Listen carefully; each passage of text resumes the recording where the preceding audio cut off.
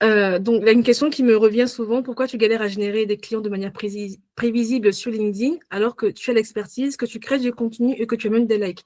Il y a beaucoup de gens en fait qui me disent ça en DM. J'ai tout ce qu'il faut, mais je n'arrive pas à vivre de mon activité. Le mot-clé, c'est ça. Je n'arrive pas à vivre de mon activité. Ce que tu crois aujourd'hui et qui est faux.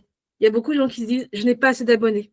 Je ne poste pas assez. L'algorithme ne me pousse pas. Les gens n'ont pas de budget. Aucune de ces raisons, je peux te le dire, et pour l'avoir vécu et pour les personnes que j'ai signées et qui ont signé de leur côté, aucune de ces raisons n'est le vrai problème. Vraiment. Le mythe qui te fait perdre ton temps, c'est qu'il y a beaucoup de gens qui disent, bon, je poste mon offre et les gens, ils vont venir. La réalité, c'est qu'un prospect va rarement t'acheter juste parce que tu as fait un post qui proposait ton offre. Il y a beaucoup de gens qui sont venus en DM directement, mais il y a eu un travail en amont.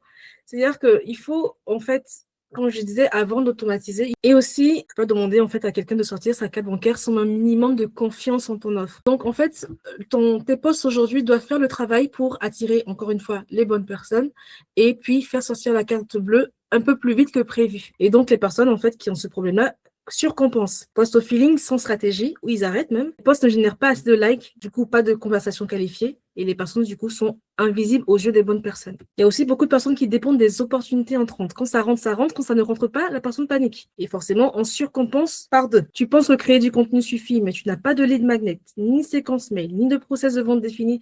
En fait, il y a tout un écosystème à créer si tu veux avoir des leads de manière récurrente. C'est un ou deux clients par mois, peu importe, mais il faut que tu aies ton objectif, en fait, tout simplement. Et il y a aussi des personnes qui se disent, je ne suis pas assez bonne en vente, alors ils se privent de clients qui auraient dit oui si on les avait contactés, par exemple, Emma.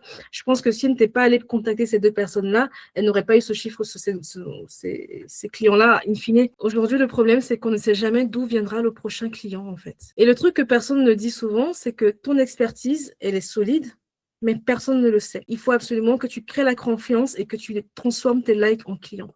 Ton expertise, il faut tout simplement que tu puisses la transformer en argent.